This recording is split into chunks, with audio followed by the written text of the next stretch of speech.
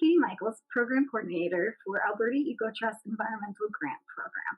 Currently, our grant program is only available for charities, the vision and mission primarily focused on the environment, and to qualified donees.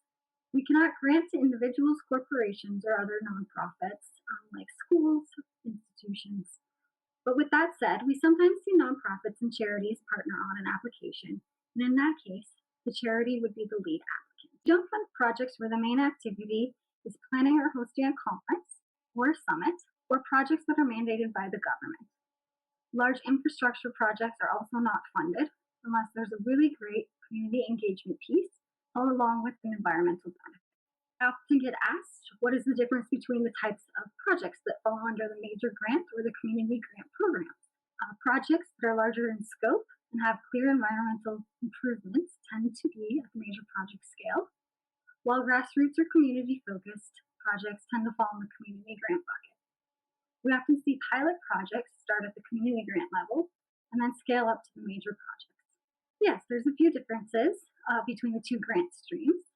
Applications to our major project grant stream have a two-stage application process, with the first stage as a letter of intent, and then if the letter of intent is approved, applicants move on to the second stage, which includes a full application and participation in an interview with our grant review committee. Community grants, on the other hand, are a one-step application.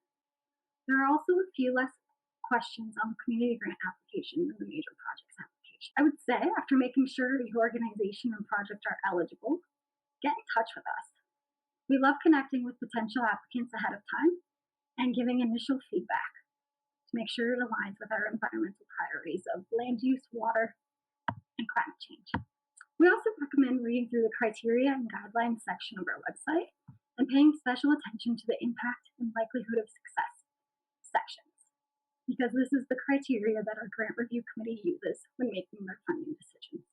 You can even download the scorecard that our committee uses and score your application before submitting.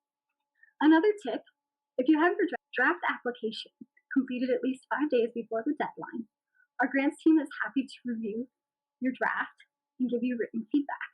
Just send us an email and we can look at the draft as admins in our system. I'm here to help you succeed in your application. Don't hesitate to reach out to me at grants@albertaecotrust.com.